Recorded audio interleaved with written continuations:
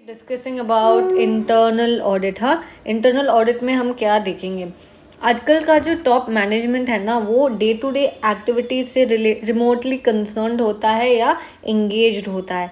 तो इसीलिए आईसीआई ने कॉन्स्टिट्यूट किया एक बोर्ड, एक इंटरनल ऑडिट स्टैंडर्ड बोर्ड, जिसका जो आईएएसबी होता है, ये एक नॉन स्टैंडिंग टेक्निकल बोर्ड है जो आईसीआई ने कॉन्स्टिट्यूट किया था।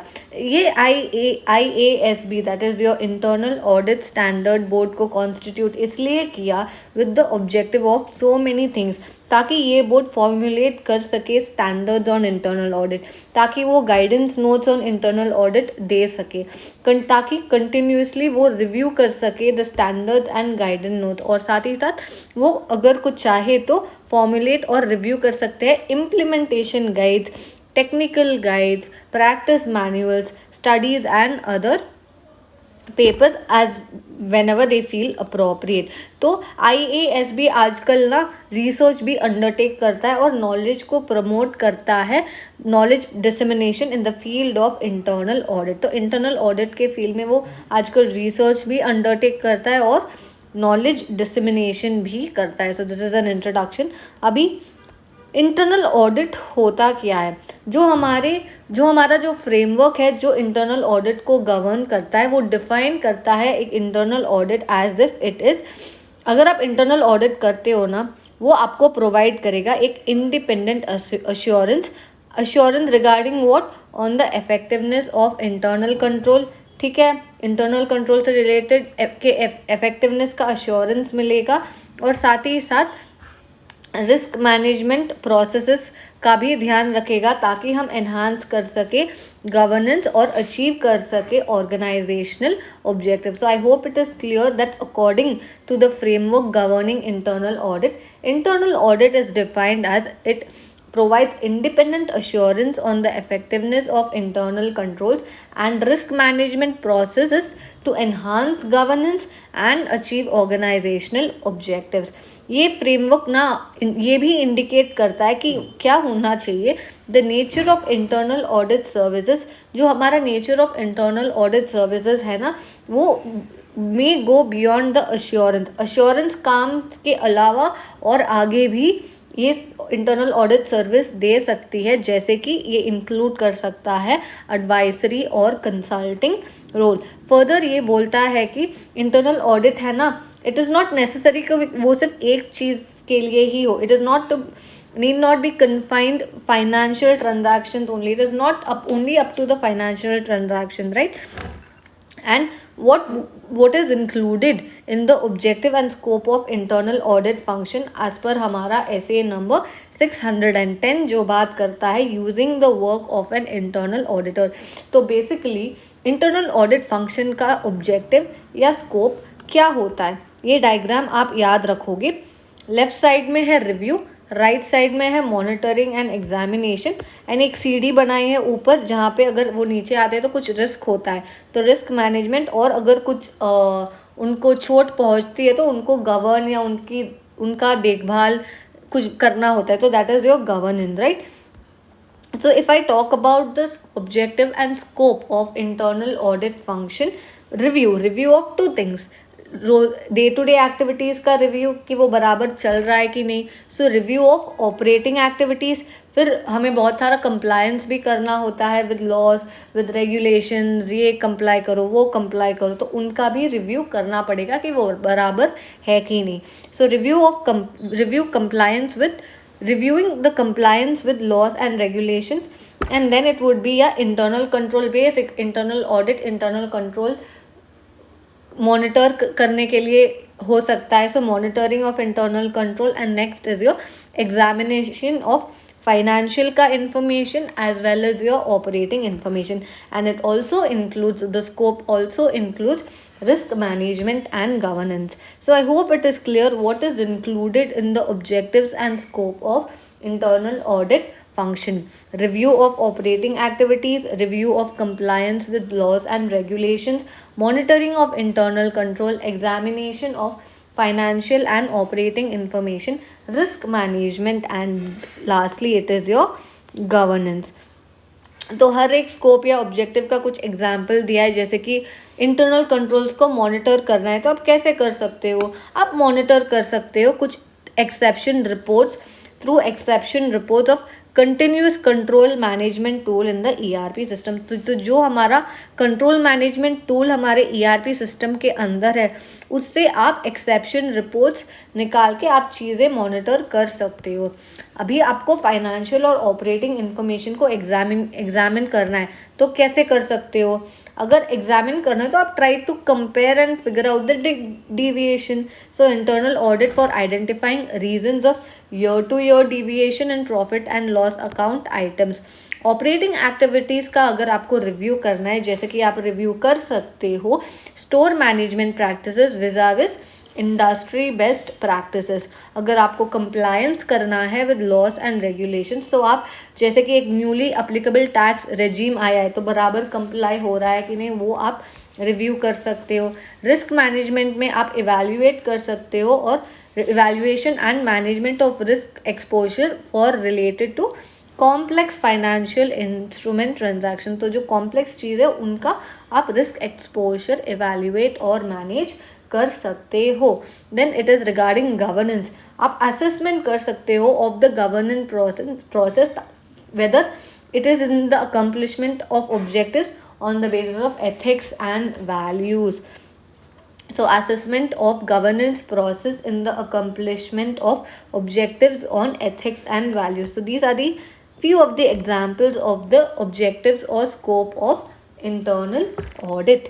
Next talking about the applicability. अभी बहुत सारे कंपनीज है, बहुत सारे बिजनेसेस है, बहुत सारे एंटिटीज़ है, अब कौन सी एंटिटी या कौन सी क्लास ऑफ कंपनीज को इंटरनल ऑडिट एप्लीकेबल होगा या ये प्रोविजंस एप्लीकेबल होंगे। So applicability of the provisions of internal audit, और ये डिस्कस किया गया है इन योर सेक्शन नंबर 138 या।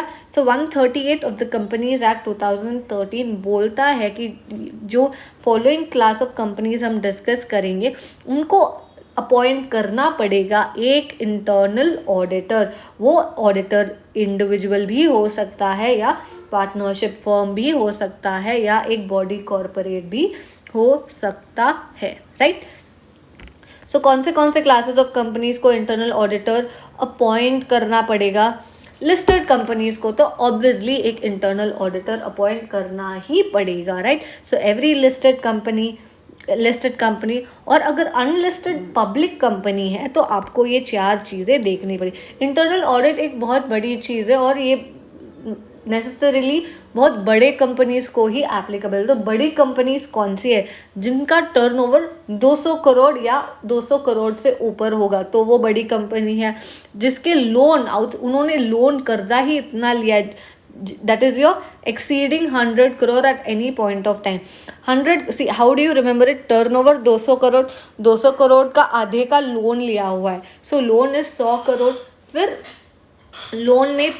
लोन का आधा आपका 50 करोड़ होगा, तो वो होगा आपका पेड अप शेयर कैपिटल, और 50 करोड़ का आधा 25 करोड़ होगा जो होगा आउटस्टैंडिंग डिपॉजिट। सो टर्नओवर 200 करोड़, 200 करोड़ का आधा it is your 100 crore, that would be your outstanding loan. उनका आधा 50 crore, that would be your paid up share capital, और उसका आधा 25 crore, that would be your outstanding deposit. So this is the criteria in case of every unlisted public company. Next talking about her एक private company में आप सिर्फ 2 चीज़ें देखोगे, turnover 200 crore या मोर और उसका आधा outstanding loan, that is your 100 crore और मोर।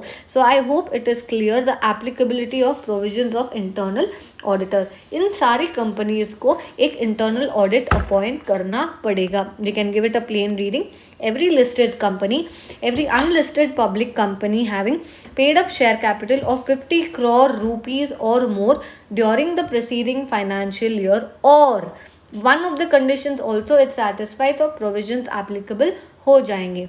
The next is turnover of 200 crore rupees or more during the preceding financial year, or outstanding loans or borrowings from banks, public financial institutions जो एक्सीड करता है 100 crore rupees और more at any point of time during the preceding financial year, or outstanding deposits of 25 crore rupees or more at any point of time during the preceding financial year.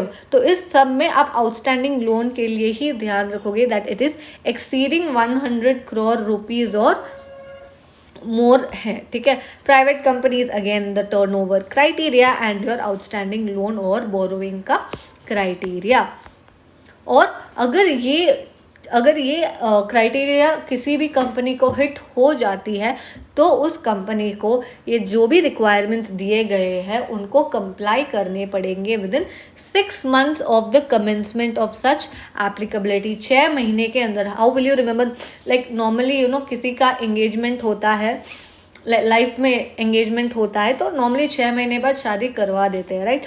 So if the provision is applicable, 6 महीने के अंदर जैसे शादी करवा देते हैं वैसे ही 6 महीने के अंदर आपको इंटरनल ऑडिटर या जो भी रिक्वायरमेंट्स है आपको कंप्लाई करने पड़ेंगे. तो it is provided that when an existing company होती है और gets covered under any of the above criteria shall comply with the requirements within 6 months of commencement of such applicability, right.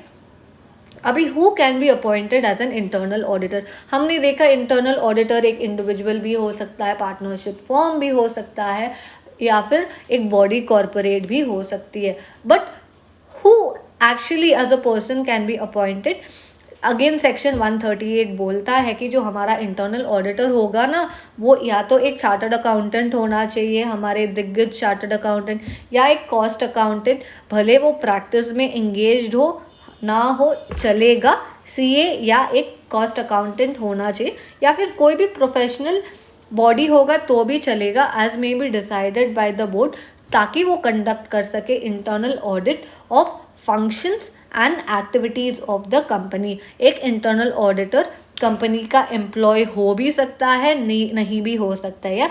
So employ may और may not be an internal auditor. To be effective internal auditor must be regarded. Internal auditor को ना हम ऐसे regard करेंगे कि वो management का part है और वहाँ पे सिर्फ असिस्टेंस देने के लिए नहीं है. फर्दर मोर ये बोलते हैं कि जो ही और शी ना उसको अथॉरिटी होनी चाहिए, उसके पास पावर होना चाहिए ताकि वो इन्वेस्टिगेट कर पाए हर एक ऑर्गेनाइजेशनल एक्टिविटी को, ताकि वो मीट कर सके उसके ऑब्जेक्टिव्स और स्कोप ऑफ इंटरनल ऑडिट का. So who can be appointed as an internal auditor? Chartered accountant, cost accountant, whether engaged in practice or not, or any other professional body as may be decided by the board to conduct an internal audit of the functions and activities of the company. वो internal auditor may or may not be an employee of the company. Third, वो बोलते हैं कि internal auditor must be regarded as a part of management and not merely as an assistant thereto. और ये बोलते हैं कि he or she must have the authority to investigate every organizational activity to meet the objectives and scope of internal audit. अब internal auditor, अब मेरी company थी, मेरा टर्नओवर से 200 करोड़ से ऊपर हो गया है, अभी मेरे को इंटरनल ऑडिट मैंने अपॉइंट भी कर लिया है. अभी उस इंटरनल ऑडिटर की रिस्पॉन्सिबिलिटीज़ क्या होगी? Normal first responsibility is related to maintain an adequate system of internal control. Maintain an adequate system of internal control.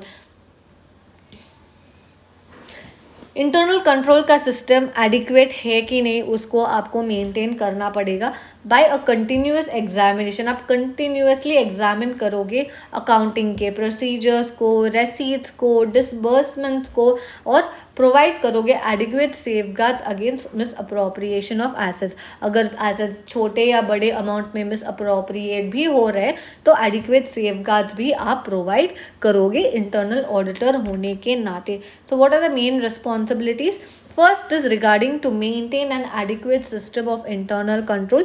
कैसे मेंटेन करोगे? आप कंटिन्यूस एग्जामिनेशन करोगे अकाउंटिंग प्रोसीजर्स का, रेसीट्स का, डिसबर्समेंट्स का, और प्रोवाइड करोगे adequate safeguards against misappropriation of assets. Next is to operate independently. How Nadia operates the store well. तो imagine her as an internal auditor, और आप make sure करोगे कि आप operate कर पा रहे हो independently of the accounting staff. Operate independently of the accounting staff and must not in any way divest with any of the responsibilities placed on it. अगर तेरे को काम दिया तुम ही करो, किसी और के ऊपर मत डालो, right. So to operate independently of the accounting staff and must not in any way divest with any of the responsibilities placed on him. Next, आप जैसे अभी नाडिया स्टोर देख रहे, बीच में उसके फ्रेंड्स आके they are involving, they are distracting her, तो आप वैसे भी आप वो दिमाग में रख के ये पॉइंट लिखोगे कि आप इन्वॉल्व नहीं करोगे इन the performance of, not to involve in the performance of executive functions in order that the objective outlook does not get obscured by the creation of the vested interest. ये नहीं बोलना चाहिए कि आपको इतना इंटरेस्ट है इस पर्टिकुलर ऑब्जेक्टिव में या कुछ चीज़ों में, या सो आप इन्वॉल्व नहीं होंगे. Not to involve in the performance of the executive functions in order that the objective outlook does not get obscured by the creation of the vested interest. जो हमारा सैम्यूअल है ना, वो चीज़ें बहुत अच्छी तरह से ऑब्जर्व करता है, ठीक. सो उसको दिमाग में रखें. You will write this point. You will observe. To observe, internal auditor होके आप क्या करोगे, आप ऑब्जर्व करोगे फैक्ट्स एंड सिचुएशंस को और ब्रिंग देम करोगे to the notice of authorities who would otherwise never know them. Also आप क्रिटिकली अप्रेस करोगे, आप जज करोगे, आप देखोगे various policies of the management and draw its attention to any deficiencies wherever these require to be corrected. फिर management से closely कौन करता है, कार्ला.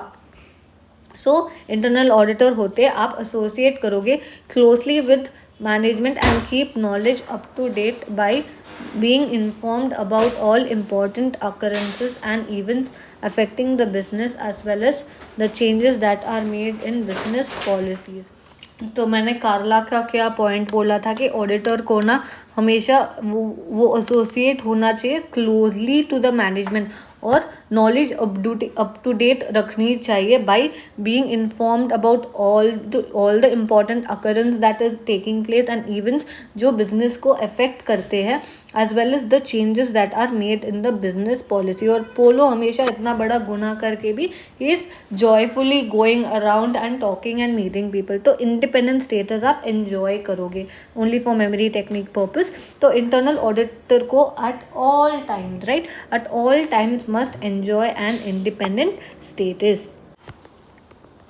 और साथ ही साथ ये बोला गया कि इंटरनल ऑडिटर को ना हमेशा वो एक्सपोज होना चाहिए to different type of risk to independence way by management seek करता है एक्टिव, क्योंकि मैनेजमेंट सीक करता है active business support from the internal auditor. Management seek करता है कि इंटरनल ऑडिटर मेरे बिजनेस में कुछ तो एक्टिव सपोर्ट लेके आएगा या कुछ तो बेनिफिट लेके आएगा, राइट. सो इंटरनल ऑडिटर को एक्सपोज होना चाहिए, is expose to a different type of risk to independence.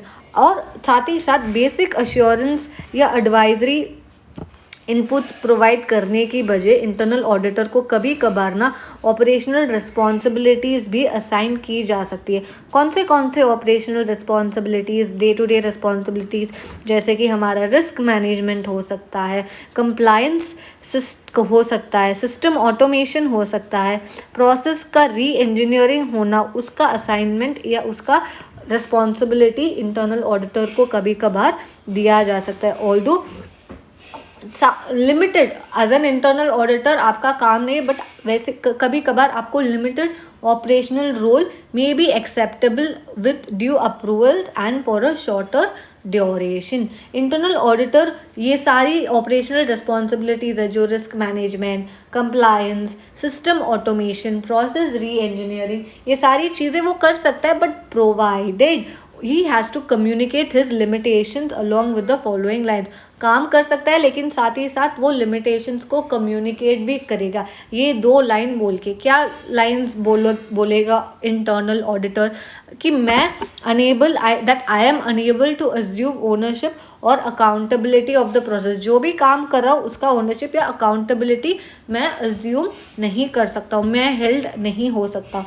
So enable to assume ownership और अकाउंटेबिलिटी ऑफ द प्रोसेस। और साथ ही साथ I am inability to take operational responsibilities, ठीक है, लेस बट डेसिशंस के लिए मेरी इनएबिलिटी है that may be subject to an internal audit later on. जो इंटरनल ऑडिट का सब्जेक्ट हो सकता है लेटर ऑन, तो उस ऑपरेशनल डिसीजंस का मैं इनएबिलिटी उनको कम्युनिकेट करूँगा।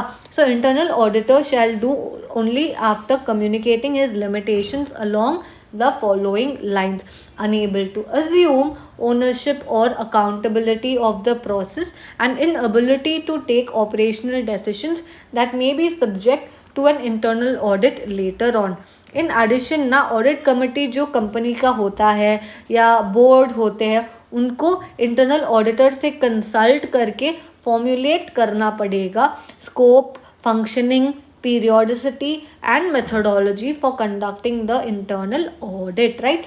So ऑडिट कमेटी या बोर्ड इंटरनल ऑडिटर से कंसल्ट करके वो फॉर्मुलेट करेंगे scope, functioning, periodicity and methodology for conducting the internal audit. So I hope it is clear that these are the responsibilities of an internal auditor, right? First one is to maintain adequate system of internal control, operate independently of the accounting staff, not to involve in the performance of executive functions, observe करो facts and situations, associate हो closely to the management और enjoy करो एक independent status. कभी कभार operational responsibilities भी का काम भी मिल सकता है लेकिन आप वो करोगे बाय कम्युनिकेटिंग दीज 2 थिंग्स। और लास्ट में ऑडिट कमेटी फॉर्मुलेट कर सकती है scope, functioning, periodicity and methodology जिस तरह से इंटरनल ऑडिट को कंडक्ट किया जाना चाहिए।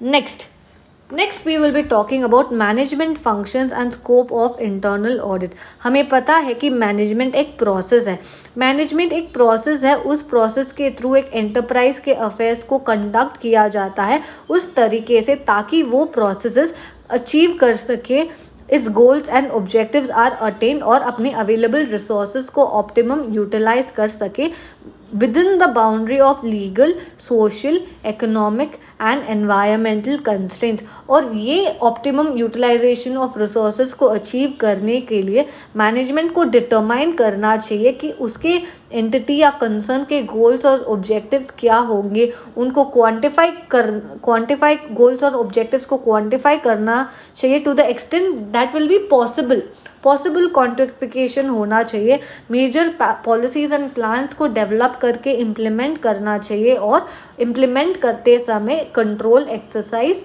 करना चाहिए।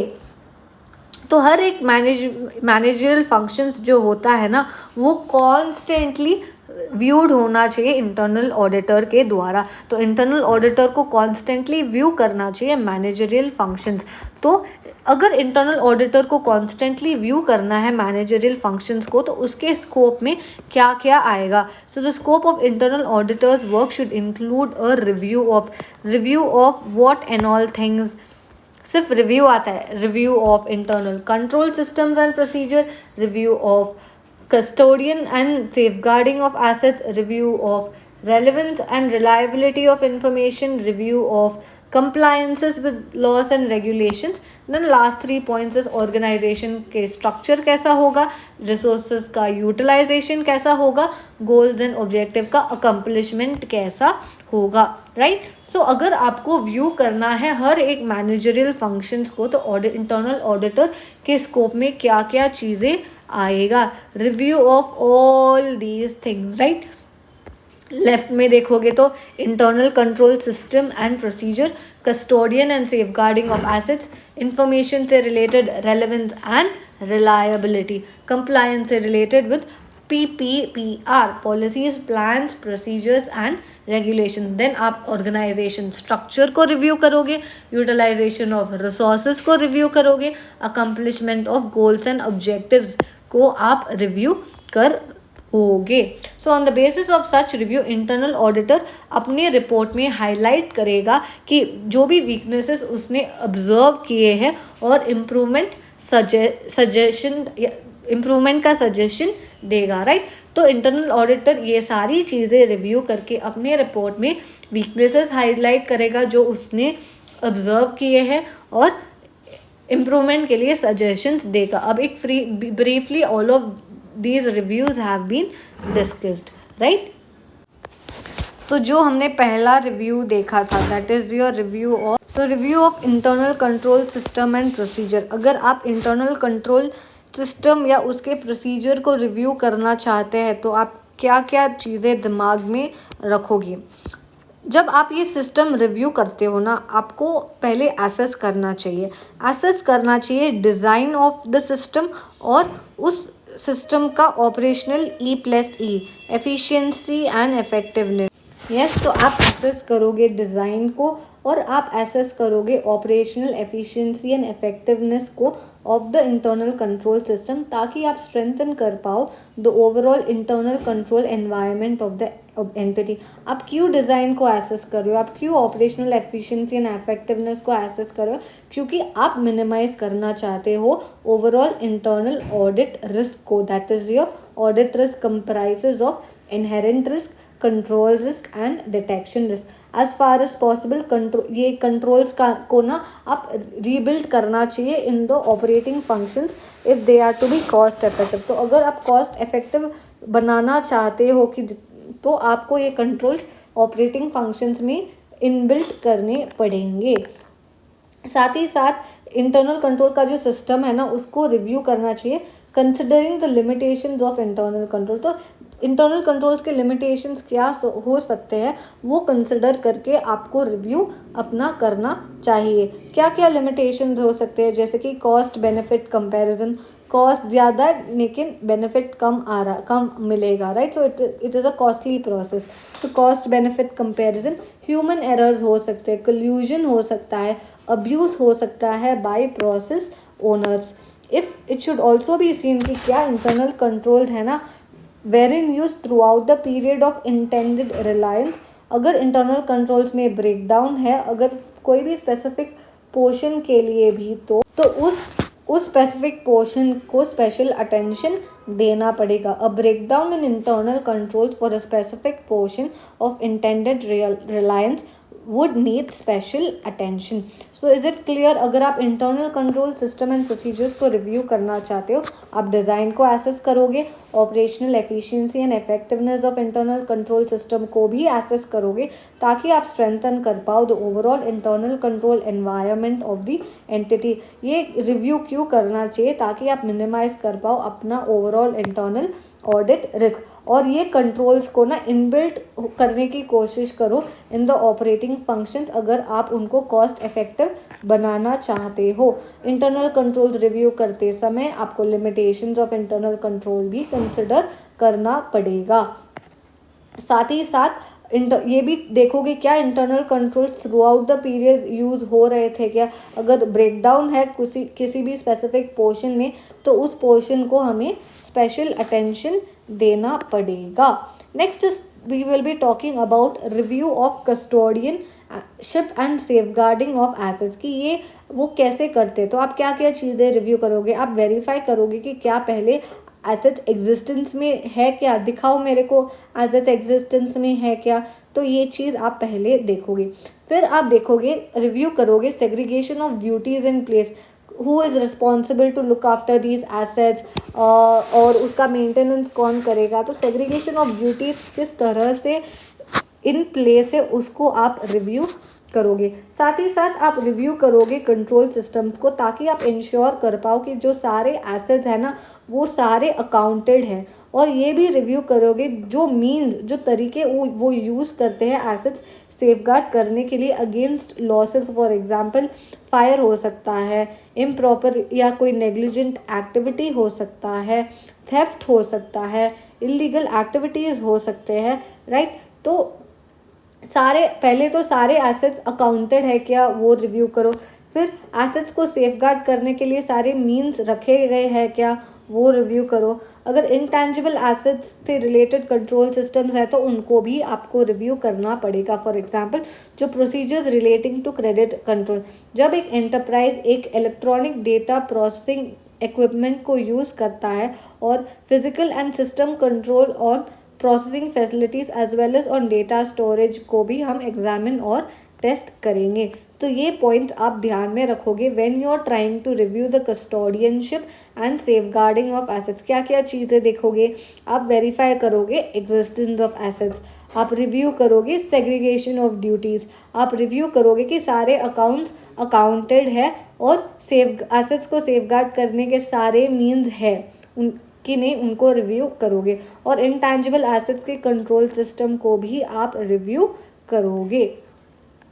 Next, talking about review of compliance with policies, plans, procedures and regulations.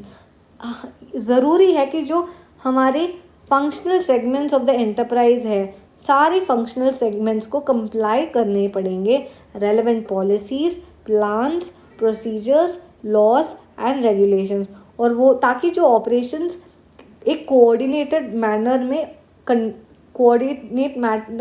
में कैरी आउट किए जा सकते हैं। ऑडिटर को ना एग्जामिन करना पड़ेगा the system of periodical review. Periodically आप रिव्यू करो एग्जिस्टिंग पॉलिसीज़ को, पर्टिकुलरली जब कोई change in method take place हुआ है and the nature of operations of the enterprise as well. आप कंबाइन करोगे उनके रिव्यू के रिजल्ट्स को of the adequacy of the system with review of the compliance test.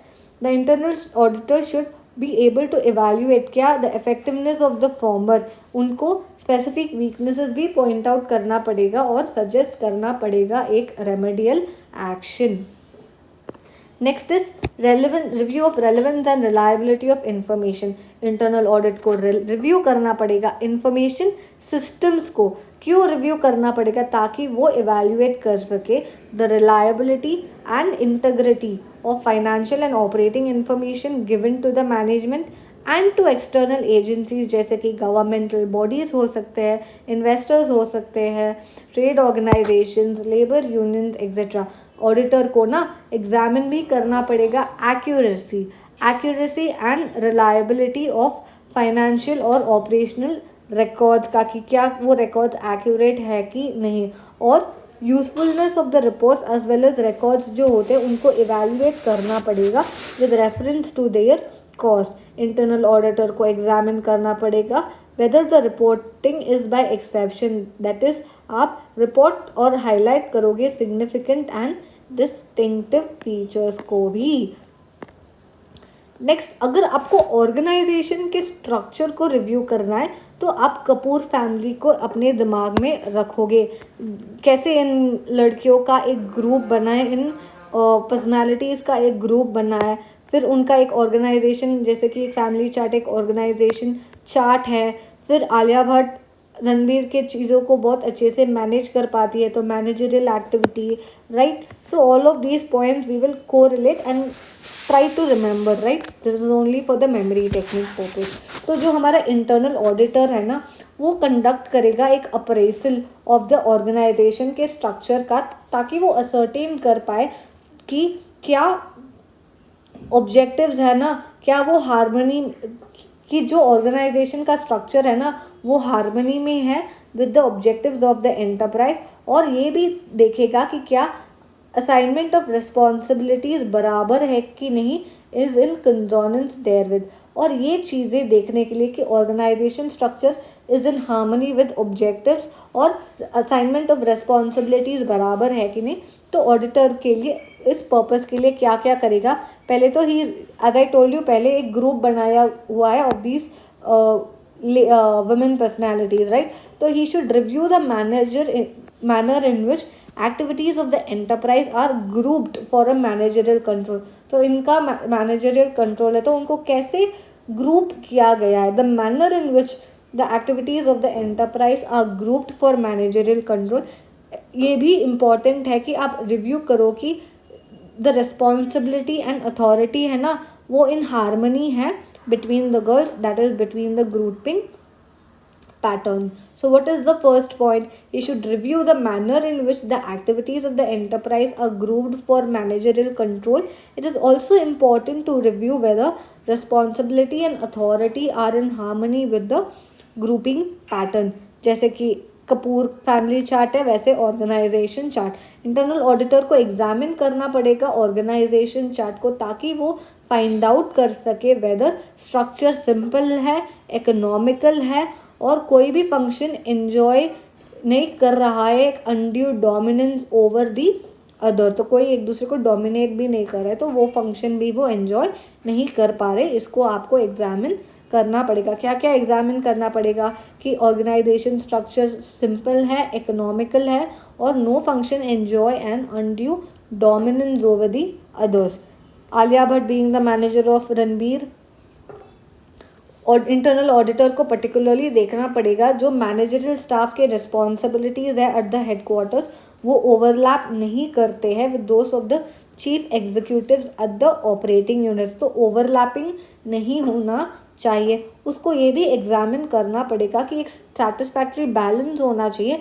Between the authority and the responsibility of important executive right तो executive इधर मानो Ranbir executive है ठीक है तो satisfactory balance should be there between the authority and the responsibility of important executive तो जो हमारा रणवीर है ना वो एग्जामिन करेगा the reasonableness of span of control of each executive ही वो एग्जामिन करेगा वेदर यूनिटी ऑफ कमांड है कि नहीं whether each person reports only to one superior so he should examine the reasonableness of span of control of each executive he should examine whether there is a unity of command whether each person reports only to one superior अगर dual responsibilities को avoid किया जा सकता है primary one should be specified and the specific responsibility to each senior fixed this must be made known to all those who are concerned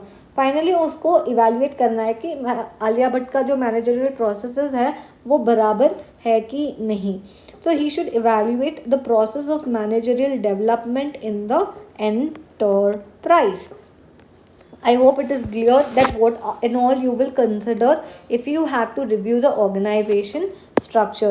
You will review the activities of the enterprise that are grouped for a managerial control.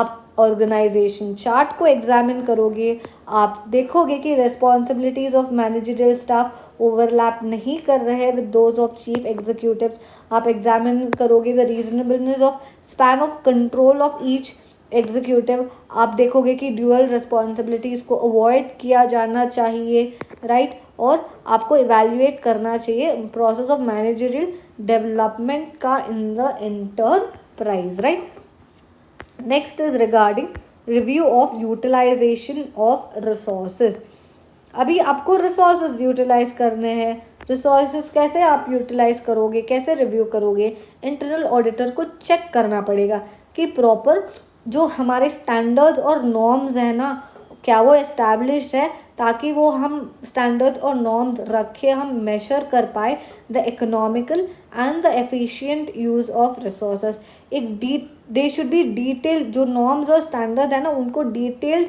होना चाहिए ताकि detailed enough ताकि हम identify कर सके specific operating responsibilities and should be capable of being used by operating personnel for monitoring and evaluating their performance तो standards and norms establish होने चाहिए वो detailed enough होने चाहिए ताकि हर एक रिस्पॉन्सिबिलिटी को आइडेंटिफाई किया जा सकते हैं और जो ऑपरेटिंग पर्सोनल है ना वो केपेबल भी होने चाहिए of monitoring and evaluating their performance फिर इंटरनल ऑडिटर को रिव्यू करना चाहिए कि क्या क्या मेथड्स एस्टैब्लिश किए गए हैं methods of establishing operating standards and norms उनको एग्जामिन करना चाहिए द अजम्पशंस क्या क्या अजम्पशंस उन्होंने बनाए हैं जब वो स्टैंडर्ड्स सेट कर रहे थे ताकि वो इंश्योर कर सके कि वो अप्रोप्रिएट है कि नहीं या नेसेसरी है कि नहीं अगर वाइड डाइवर्जेंस होता है between actual performance and the standards reasons आप कंसिडर करोगे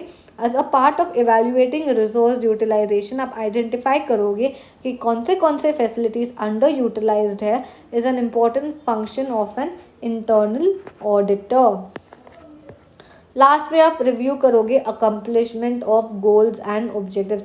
इंटरनल ऑडिटर रिव्यू करेगा the overall objectives of an enterprise और एवेल्युएट करेगा कि क्या वो ऑब्जेक्टिव्स क्लियरली अटेनेबल है कि भी नहीं। वो एग्जामिन करेगा कि the extent possible objectives are expressed in, जो ऑब्जेक्टिव्स है ना वो एक्सप्रेस होने चाहिए प्रिसाइज क्वान्टिफाइबल टर्म्स, भले मॉनेटरी हो या नॉन मॉनेटरी हो।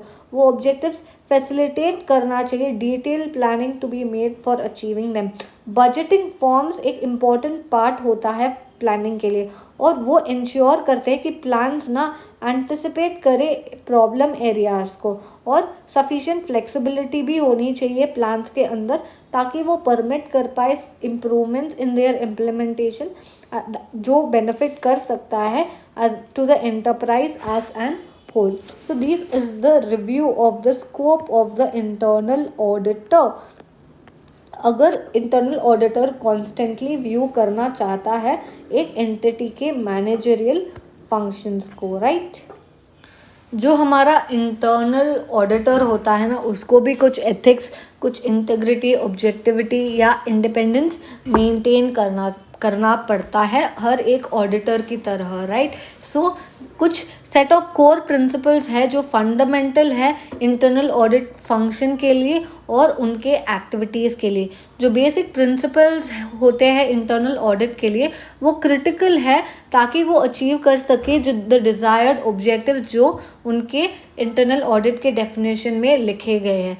तो the basic principles of internal audit क्या है, एक सेट ऑफ कोर प्रिंसिपल्स है जो फंडामेंटल है to the activity and function of internal audit. So basic principles of internal audit are a set of core principles fundamental to the function and activity of internal audit. Internal auditor को ना हमेशा free होना चाहिए from any undue influence जो उसको force करेगा deviate होने के लिए from the truth. Independence shall not only be in mind but also in appearance. Internal audit को रेसिस्ट करना चाहिए अनड्यू प्रेशर और इंटरफियरेंस। इंटरनल ऑडिटर को पीछे हटना चाहिए when there is an undue pressure और interference in establishing the scope of the assignment और the manner in which these are conducted, और उनको रिपोर्टेड भी करना चाहिए in case these deviate from the set objectives, right. तो उस internal auditor को रेसिस्ट करना पड़ेगा एनी अनड्यू प्रेशर और इंटरफियरेंस। जो इंडिपेंडेंस होता है इंटरनल ऑडिट फंक्शन का as a whole and internal auditor का विद इन द ऑर्गेनाइजेशन बहुत ही एक लार्ज पार्ट प्ले करता है इन establishing the independence of the internal auditor.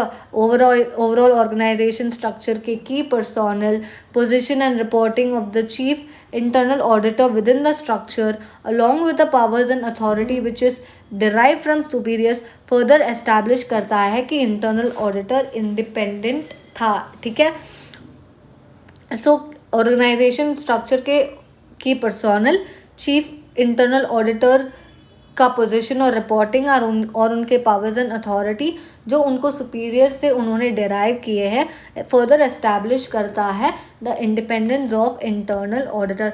साथ ही इंटरनल ऑडिटर को ना हमेशा ऑनेस्ट होना चाहिए, ट्रूथफुल होना चाहिए, a person of high integrity होना चाहिए, ऑपरेट करना चाहिए इन अ हाईली प्रोफेशनल मैनर और सारी डीलिंग्स में उसको फेयर सीन होना चाहिए। उसको अवॉइड करने पड़ेंगे कॉन्फ्लिक्ट ऑफ इंटरेस्ट को और सीक नहीं करना पड़ेगा and not seek to derive any undue personal benefit नहीं लेने पड़ेंगे या एडवांटेज फ्रॉम हिज पोजीशन। साथ ही साथ इंटरनल ऑडिटर को अपना काम कंडक्ट करना चाहिए इन अ हाईली ऑब्जेक्टिव मैटर। कौन सा manner?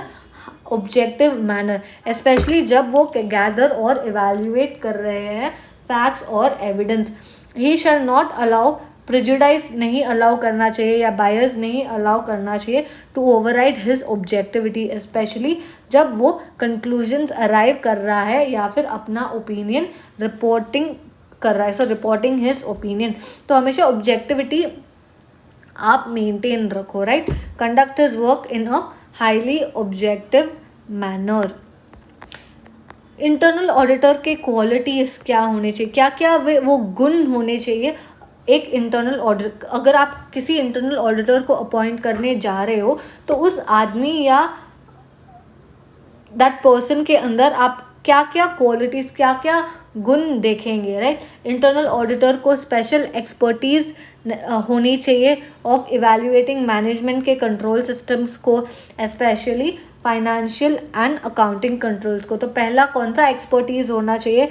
The internal auditor should have the special expertise necessary for evaluating management control systems, especially financial and accounting controls. और जो उनको अकाउंटिंग और फाइनेंशियल एक्सपर्टीज़ भी होना चाहिए, राइट। सो नमिता थापर को याद रखो, expertise is the only word which is being used here. So accounting and finance functions provide करता है basic data for management control of an enterprise. Therefore auditor, internal auditor को accounting और फाइनेंशियल एक्सपर्टीज़ होना चाहिए ताकि he is able to discharge his duties.